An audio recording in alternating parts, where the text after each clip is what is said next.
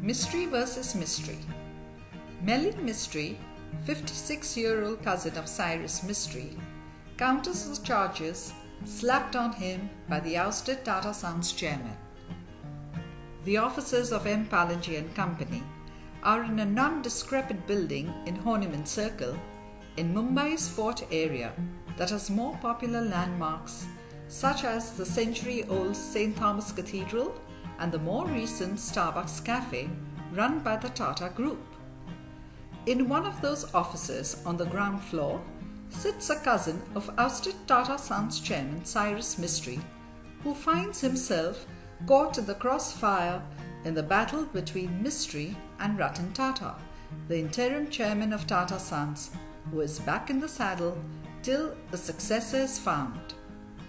Meet Mehli Mistry, who is in comeback mode and preparing for a legal face-off with cousin Cyrus. The forebodings became apparent when Mehli purchased 2.5 crore shares of Tata Power worth about 200 crore in the electric power generating company. The transaction was with an intention to show solidarity with Ratan Tata. Mehli explains the intention behind the purchase of Tata Power shares was to give his side of the story at the EGM. For this, one might argue that he could have bought just one share, but he said the quantum showed his commitment and resolve to stay with the Tata Group. The EGM, however, never happened, as Cyrus had resigned from the Tata Power Board along with other operating companies. Ever since the October 24th boardroom coup, neither side has spoken to each other. Mehli believes that had Cyrus's father, Palanji Mistry, been active, or for that matter, his elder brother Shapur been in Cyrus's place, this point of no return at the Tata Group would never have been crossed. Mehli's and Cyrus's mothers are sisters. Mehli and Cyrus's paternal grandfather lived in England when Mehli's mother was born, just before World War II broke out. The family left England to take shelter in Ireland, where Cyrus's mother was born. This explains why Mehli has a UK passport and Cyrus an Irish one. But they also have a connection from the paternal side. Their fathers were first cousins, whose grandfather in 1865 set up Littlewood Palanji, a partnership firm that had small beginnings with the construction of a pavement at Girgaon. It later went on to build several landmark buildings in Mumbai. The two Mistry families carved out their own businesses and niches. The rift between the cousins now runs deep.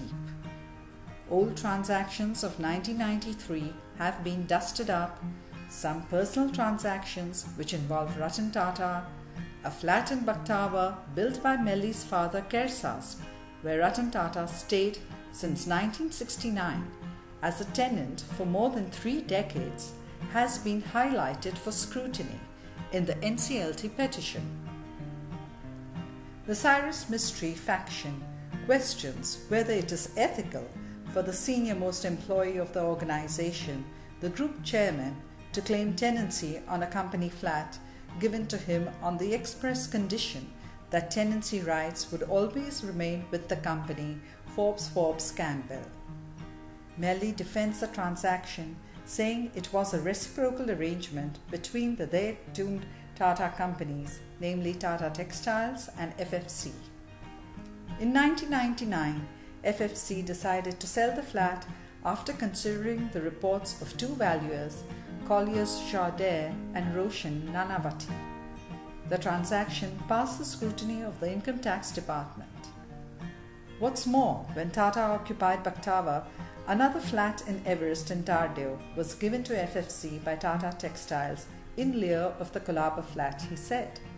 Both were Tata Group companies then.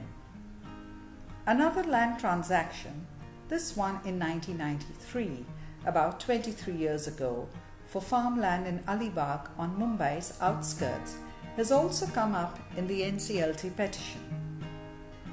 Mehli apparently had helped Ratan Tata acquire the land. If nothing, it shows the proximity between the parties, Cyrus's team argued, to which Mehli reports that it is nothing but an attempt to sensationalize a personal transaction. There are several other allegations in the NCLT petition of Tata Power's helicopter being used by Mehli Mistry, which he vigorously denies, saying the helicopters were not only used by him but also by Tata Power personnel for site visits and were always paid for by M. Palanji. Further, he says, he stopped using them for over 4 years after Cyrus Mistry took charge of the group. There are more serious allegations made in the petition of Tata Power of awarding long-term contracts to M. Palanji, often without tenders. Mehli's father Cyrus had built a relatively small fortune, starting off as a painting contractor, and later under Mehli and his brother Firoz, he diversified the 90-year-old business into areas such as dredging, barging and shipping. The company has worked as a contractor for Tata Power since 1956, said Mehli, even before he was born. According to him, the works that M. Palanji secured were carried out under the reigns of successive Tata Power chairmen, including Naval Tata, Homi Setna, Ratan Tata and Cyrus Mistry. E.T. reached out to K.C. Gerda, who retired as managing director of Tata Power in 1994, when its chairman was Homi Setna, the former chairman of PARC. Ratan Tata was on the board at that time. I don't remember all the details after 22 years, but what I do know was that Tata Power was not run like a family concern. We had a strict code of conduct.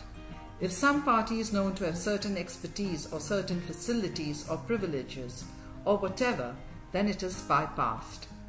But there is a scrutiny for that, a certain committee that oversees that, Gerda told E.T. over the phone. We had internal audit. Nobody in Tata Power can say that I want to give this contract to so and so it'll be done. It wasn't possible for one person to give an order to any particular person, particularly in Tata Power, as we were responsible not just to the shareholders but also the citizens of Bombay. So costs were under control, Gerda reasoned. Mehli, however, makes it a point to mention that during the period between 1996 to September 2006, Cyrus Mistry was on the board of Tata Power. Later, Cyrus again joined the board between December 2011 and he became the chairman of Tata Power from November 2012. Mehli argues that Cyrus should prove with documents that he was dissented against the contracts that M. Palanji has secured. An 8-year contract awarded in 1994 for dredging works at the cooling water pump house without M. Palanji having any experience in that matter is another contract brought out in the petition. Mehli defends this, stating that a trial contract was awarded for 1 year after they were found to be the lowest bidders. When it proved successful in September 1995, the board of Tata Power approved an 8-year dredging contract on the same terms. At that time, Homi Setna was the chairman of the company, he points out. The other charge made in the petition is that on expiry of 8-year contract, Tata Power renewed the contract for 5 years in 2002 without a formal bidding process. Firdaus Vandriwala, who joined Tata Power from Tata Steel in November 2001, when contacted over phone, said the system never allowed favouring anyone while giving contracts. There were multi-level approvals needed and all the major ones went to the board, he told E.T. Vandriwala says Tata Power was in a regulated sector, so there is no way you can do what you want because in a regulated business, your books are open at multiple levels, Vandriwala said. Vandriwala said Mehli was a very reliable contractor. There was no pressure or hint that we had to give contracts to him, he said, of the period when he was managing director which ended in 2005. On the 2002 contract, Mehli states that the Tata Power Executive Committee, which looked into contract, had verified similar contracts in Haldia port, which was Rs 250 per cubic meter.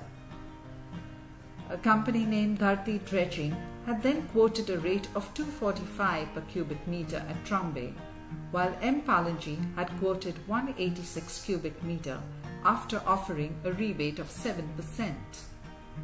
Another reason why the contract went in their favor was the prevailing security risk, and since M. Palanji was aware of the requirements, it was awarded the contract.